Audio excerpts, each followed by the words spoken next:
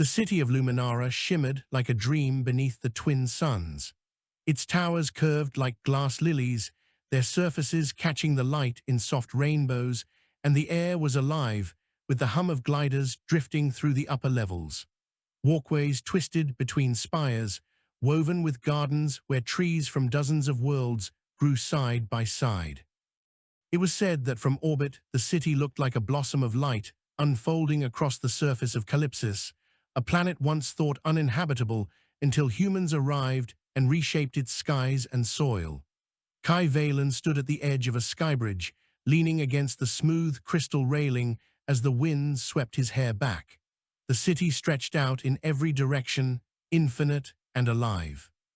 Some days Kai felt as if he could stand here forever, simply watching the movement of life below, the darting drones delivering packages, the laughing children racing along the glowing paths, the merchants whose voices rose in warm chorus across the lower plazas.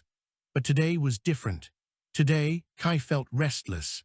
He had grown up in Luminara, one of the first generations born on Calypsis. His parents worked as ecological designers, their lives devoted to shaping forests that could thrive in alien soil and rivers that could shimmer with the same clarity as Earth's long-lost streams. Kai had inherited some of their fascination, but not their patience. He loved the city, but the city was bounded. Beyond its protective fields stretched a planet still untamed, filled with secrets. The first settlers had called Calypsis the Horizon World, because no matter how far they ventured, the horizon always seemed to hold something more. Kai wanted to see it all. He turned away from the railing and headed down the bridge, his boots clicking softly against the glassy surface. His destination was the outer docks, where the city's explorers and travelers gathered before venturing into the wide unknown. The journey there was a marvel in itself.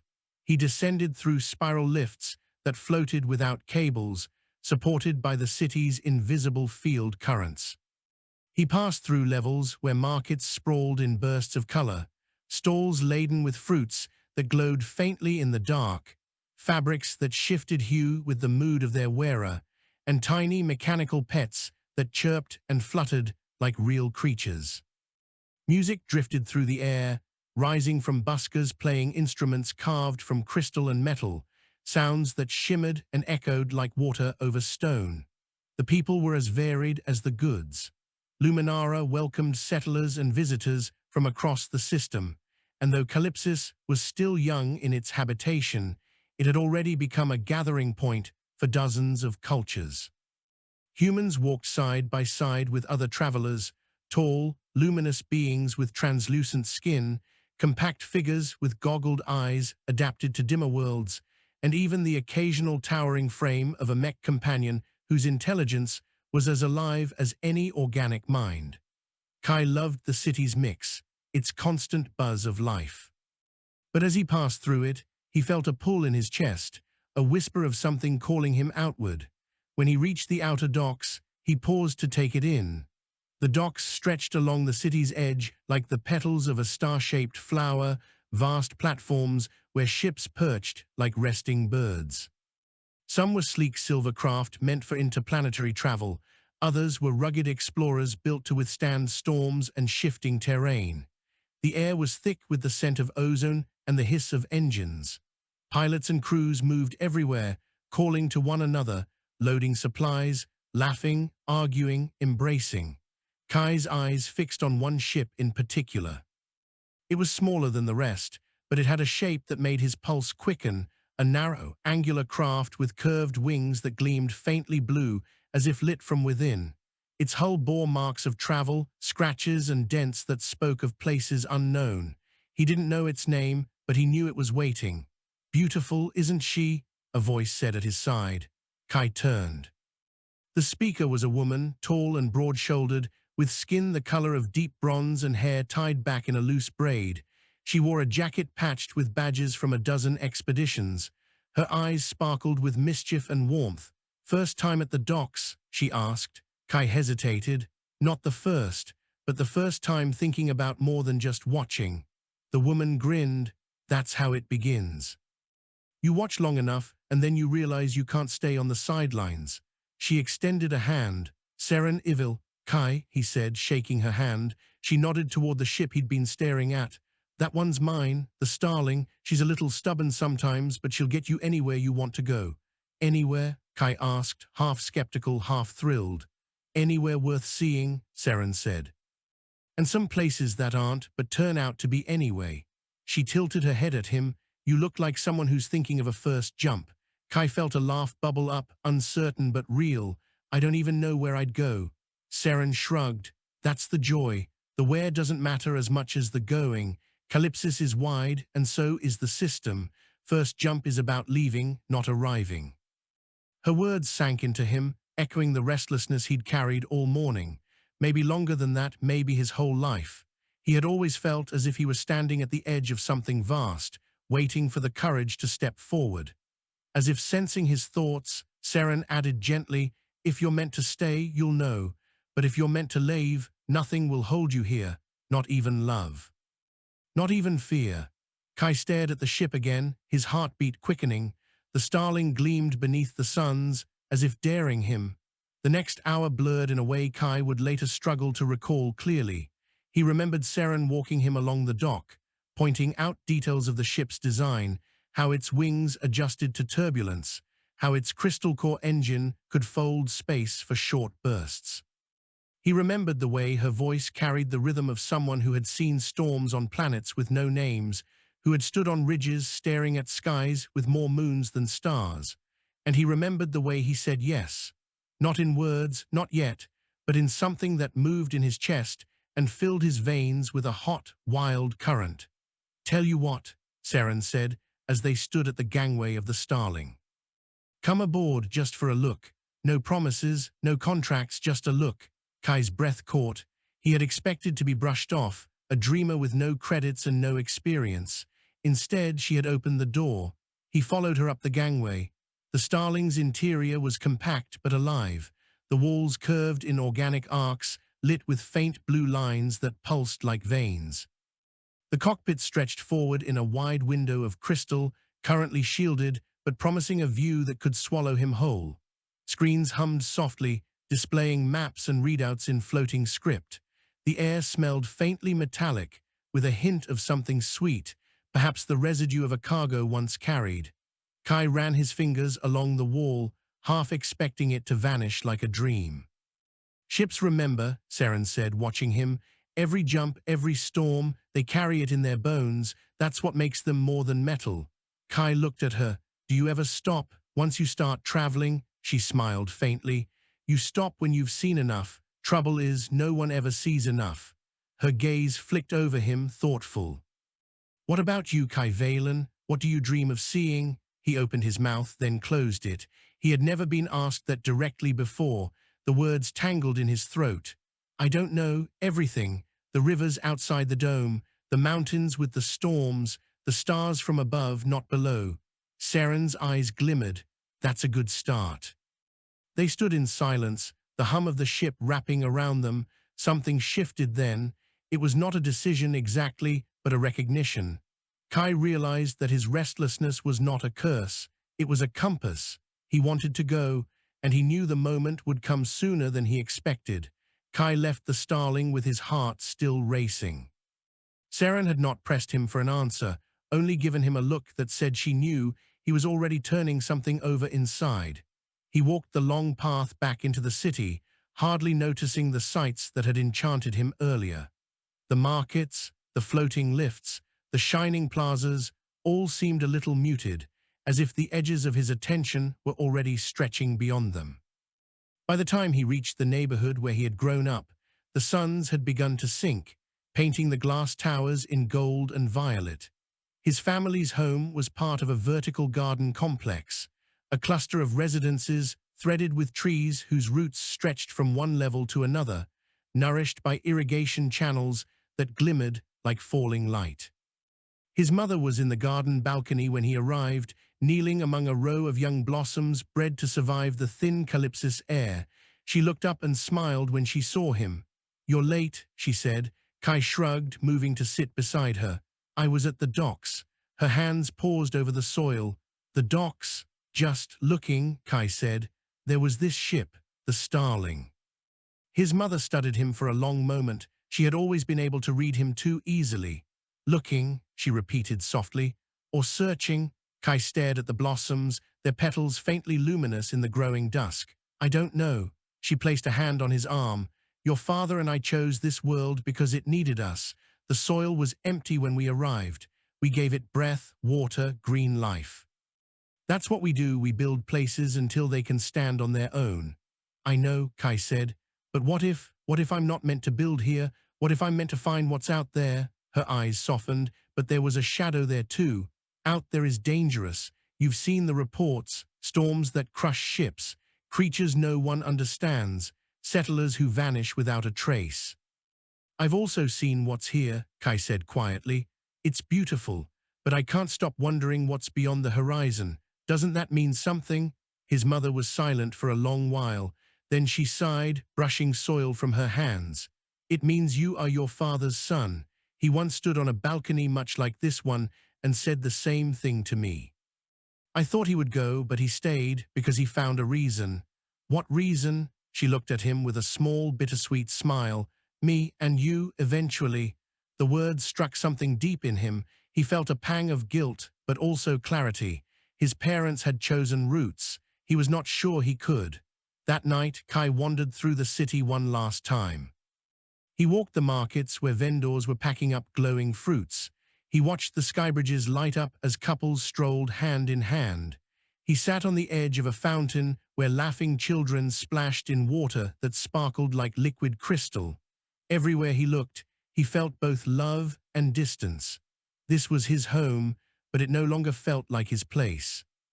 When dawn came, he stood again at the edge of the docks. The twin suns were rising, their light turning the city towers into blazing spires. The Starling gleamed on her platform, engines idling with a low, steady hum. Seren was waiting at the gangway. She raised an eyebrow when she saw him. Well, look who followed the compass. Kai drew a breath.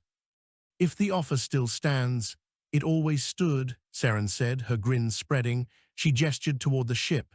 Come on then, Kai Valen. Let's see if the horizon is ready for you. His heart leapt.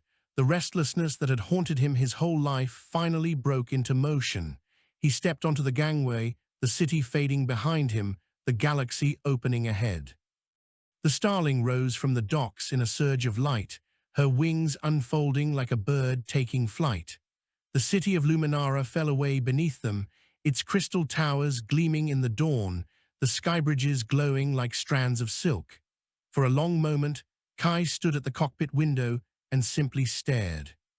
He had dreamed of this view since he was a child, the city growing small, the horizon curving outward, the wild land beyond spreading in endless color. Seren sat at the pilot's chair, her hands moving lightly across the controls. She glanced at him and smirked. Not too late to turn back. Kai shook his head, still unable to look away from the view. Never. The ship banked eastward, leaving the protective fields of the city. At once, the world changed. The sky darkened to a deeper shade of blue, almost violet, and the winds pressed hard against the hull. Below, the land stretched in wild patterns, forests of silver-leaved trees, rivers winding like liquid glass, mountains capped with strange, glimmering ice. Lightning flickered in distant clouds, silent and menacing. Kai pressed a hand to the glass. It's beautiful, he whispered. Beautiful and stubborn, Seren said. Calypsis doesn't give up its secrets easily. That's why most people stay behind the city walls. But the ones who leave, they find things no one's ever seen. The words sent a thrill through him. As they flew, Seren pointed out landmarks. That ridge there, locals call it the Shatter Spine, wind so sharp it's been known to slice gliders in half. And that stretch of forest, that's where we lost an entire survey team last year. No bodies, just gone. Kai glanced at her, half alarmed, half exhilarated. You're not trying to scare me off, are you? Would it work if I was? She asked with a grin. No, good answer. The Starling's engines hummed steady and sure. Inside, the ship felt alive, the walls glowing faintly as if responding to their passage. Seren had said ships remembered, and Kai began to believe her. The Starling seemed to be listening, carrying them with a quiet confidence. Their first destination was a valley known as the Hollow Expanse, a stretch of land no one had mapped completely. Seren explained that strange energy readings had been detected there, something pulsing beneath the ground. Some said it was just mineral deposits. Others whispered of ruins from an older civilization long before humans arrived. Kai could hardly sit still. Every moment carried him further from the life he had known, deeper into something vast and uncertain. They reached the valley by mid-afternoon. The starling descended through ragged clouds, engines straining against sudden bursts of crosswind. Below, the land opened in a wide scar of stone and grass, the earth split with deep cracks that glowed faintly in the fading light. "What is that?" Kai breathed. "Why, we're here," Seren said. She guided the ship to a landing on a rocky outcrop. The engines wound down, leaving only the whistle of the wind outside. Kai followed Seren to the airlock, heart pounding. She tossed him a lightweight exploration suit, flexible and gleaming. "Protection," she said. "The air's breathable, but the ground can surprise you." He pulled it on, feeling both ridiculous and powerful. Seren opened the hatch, and the alien world rushed in sharp wind, scents of minerals and ozone, a vast silence broken only by the distant crack of shifting stone. They stepped onto the outcrop. The valley stretched below them, a broken landscape veined with light. The cracks in the earth pulsed faintly, as if something alive moved deep below. Kai knelt to touch the stone. It was warm, faintly vibrating. "Feel that?" Seren asked. He nodded. "It's like it's breathing." "Exactly." She smiled, eyes glinting. "Welcome to your first horizon." For hours, they explored the valley. They found strange crystal formations that grew like flowers, their petals humming when touched.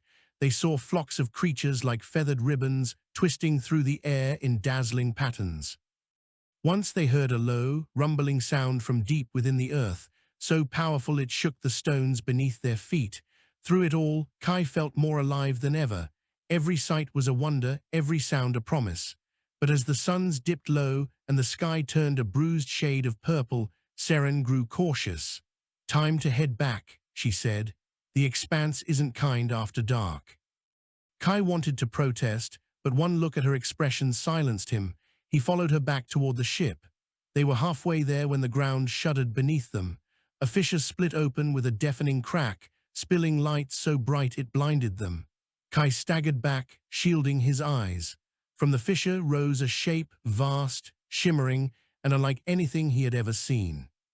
It moved like liquid fire, its form shifting, flowing, impossible to hold in one gaze. For a heartbeat, Kai thought it was a creature, then a machine, then something else entirely. The ground trembled as it rose higher, towering above them, light spilling from every curve. Kai's breath caught in his throat. This was no mineral deposit, no ruin. This was something alive. The fissure widened with a groan that rattled Kai's teeth. The light pouring out was not steady, but pulsed in waves, as if matching the beat of some colossal heart hidden in the earth. Seren grabbed Kai's arm and yanked him back. "Don't move," she hissed. The shape emerging from the crack shifted again, folding and unfolding like molten glass caught in a storm. It stretched limbs, or maybe tendrils, that shimmered with veins of blue fire. The air around it warped, bending sound and light. Kai's pulse hammered in his throat. He could not look away. "What is it?" he whispered. Seren's jaw was tight. "I don't know." That frightened Kai more than the thing itself. Seren had seemed unshakable from the moment he met her, full of answers and stories. Now her eyes were wide, her breath quick. The entity rose higher until it towered over the valley. The fissure spat more light, and suddenly the thing let out a sound, if sound it could be called. It was not a roar, not a cry, but a chord, deep and resonant, vibrating in Kai's bones. It was music made of stone and lightning.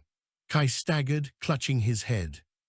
He swore he could almost understand it, like words just out of reach. Seren hauled him back another step. "We need to get to the ship, now." But the entity turned, or seemed to turn. Its flowing mass shifted toward them, and 2 points of blinding light opened like eyes. Kai froze. He felt stripped bare, as if those eyes, or whatever they were, looked straight through him. His fear was matched by awe so fierce it hurt.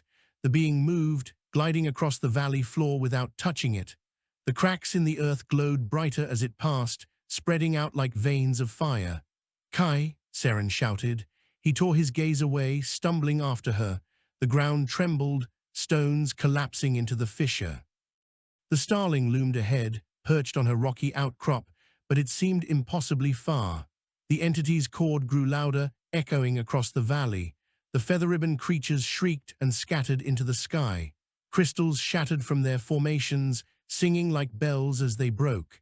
Seren reached the ship first, slamming a hand onto the hatch controls. The airlock hissed open. Kai scrambled up the gangway, nearly falling. Seren shoved him inside and sealed the door.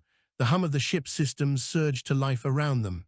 "Straps," she barked, diving into the pilot's chair. Kai threw himself into a seat and fumbled with the harness. Through the wide cockpit window, he saw the entity rising higher still, its form flickering like a storm-made flesh. The valley glowed beneath it, rivers of light flowing from the cracks. The Starling's engines roared. Seren yanked the controls, lifting the ship off the ground in a violent surge. The entity turned its blazing gaze on them. For a heartbeat, the world fell silent. Then the chord deepened, becoming a thunderous note that rattled the ship's hull. Lights flickered. Warning symbols flashed across the console. "Come on, girl," Seren muttered, hands flying. "Hold together." The Starling strained upward, engines howling. The air bent around them as if the entity's presence pulled at space itself. Kai gritted his teeth, gripping the harness until his knuckles turned white. "It's pulling us back." "I know," Seren snapped. She slammed a lever forward, and the ship shuddered. But the Starling doesn't like being told where to go. The cockpit filled with a high-pitched whine. The ship lurched violently, and then, with a deafening crack, they broke free. The entity's light flared, washing the valley in brilliance. For an instant, Kai saw patterns in the glow, spirals, constellations, shapes that made his heart ache with recognition he could not explain. And then the valley dropped away beneath them, the being shrinking, until it was only a burning thread in the distance. The Starling rocketed into calmer skies, the twin suns gleaming ahead. Kai sagged in his seat, chest heaving. "What was that?" he whispered. Seren did not answer immediately. She kept her eyes on the horizon, jaw set. Finally, she exhaled. "Not something I've seen before, and I've seen a lot." Kai shivered, still seeing the spirals of light behind his eyes. "It was just a creature, was it?" "No," Seren said. "It was." Silence fell. The hum of the Starling's systems seemed louder now, grounding them in a fragile normality. Kai glanced at Seren. "Are we going back?" Her laugh was short, humorless. "Not tonight, not until I know more. That thing, it wasn't random, it woke up, and I don't know what woke it." Kai swallowed, staring out the window. The land below stretched in endless wilderness, the city of Luminara a distant jewel. He felt both terrified and exhilarated. He had wanted the horizon, he had found it.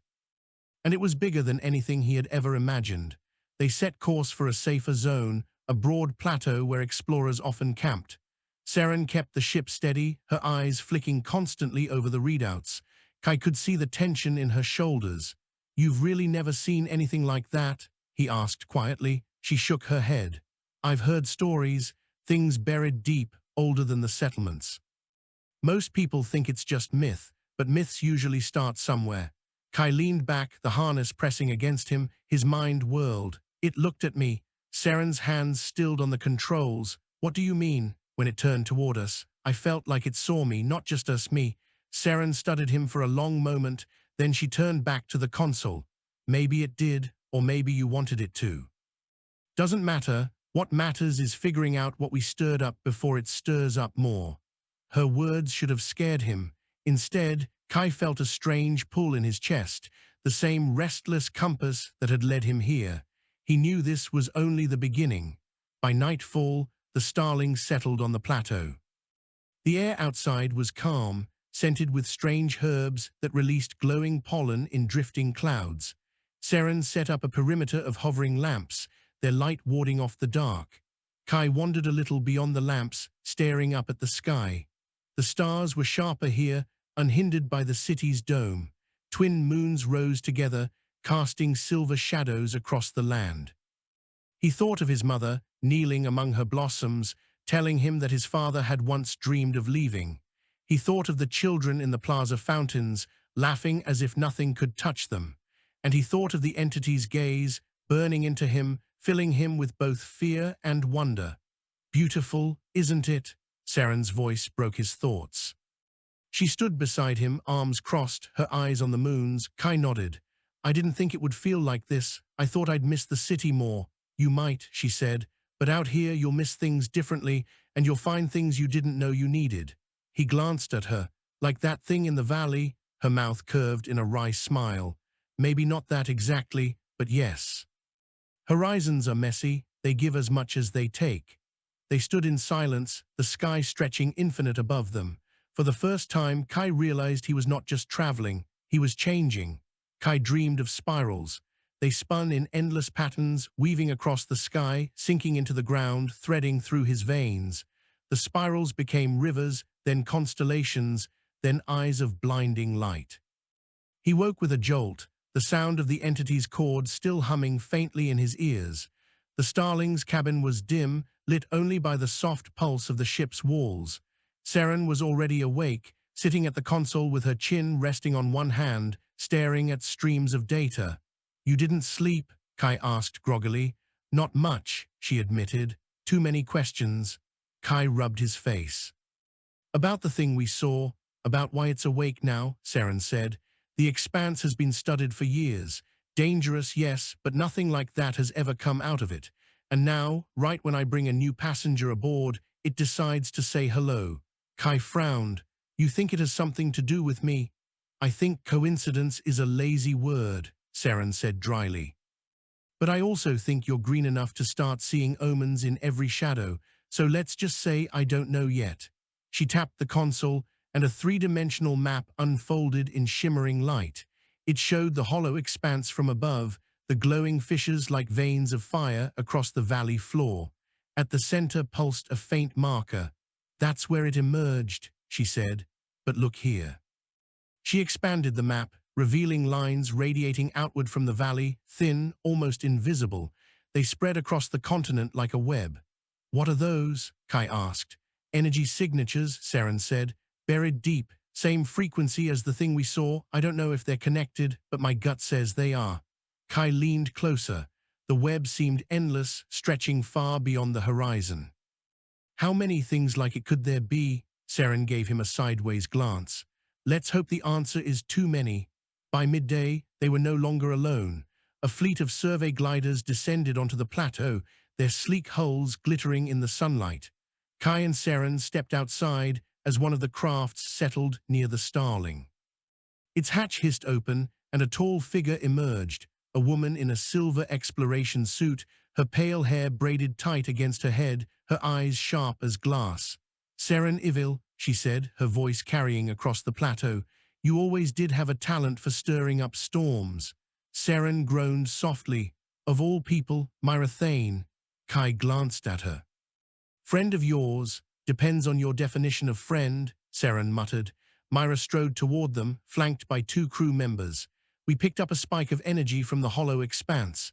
Care to explain why half the valley lit up like a beacon?" Seren spread her hands innocently. "Would you believe me if I said we were just sightseeing?" Mira's eyes narrowed. "No. And neither will the council once I report this." Kai shifted uneasily. He had heard of the council, the governing body that managed settlements and expeditions on Calypsis. Strict, cautious, protective of stability. The kind of people who would see the awakening of a colossal unknown entity as a threat to be buried, not explored. Myra's gaze flicked to him. "And who's this?" "Kai Valen," Seren said before he could answer. "New to the horizon, not responsible for the light show in case you were wondering." Mira studied him with unsettling intensity. "Valen, as in Elise and Taran Valen," Kai stiffened. "They're my parents." Mira's expression softened, but only slightly. "Good people, builders, not wanderers. I hope you inherited their caution at least." Kai didn't reply. Myra turned back to Seren. "The council will want a full report. If there's something waking beneath the expanse, It could endanger every settlement on this world. Or it could be something worth understanding, Seren countered. You ever think of that? Understanding comes after containment, Myra said. You know the rules. Seren's smile was sharp. Rules are for people who don't have ships. Mira's jaw tightened. I should ground you right now. Try it, Seren said sweetly. For a moment, the air between them crackled with unspoken history. Then Myra exhaled sharply and turned away. Do what you want, Ivil, but if you stir that thing up again, you won't just have me to answer to. You'll have the whole council. She stalked back to her glider, her crew following. Within minutes, the survey fleet lifted off, leaving the plateau buzzing with dust and tension. Kai let out a breath he hadn't realized he was holding. That was intense. Seren shrugged. That's Myra, always chasing order in a world that doesn't care about her definitions.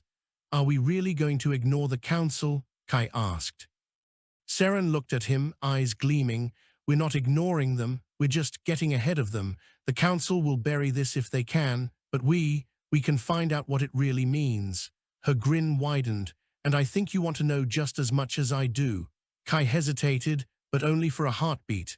Then he nodded. That night, the spirals returned.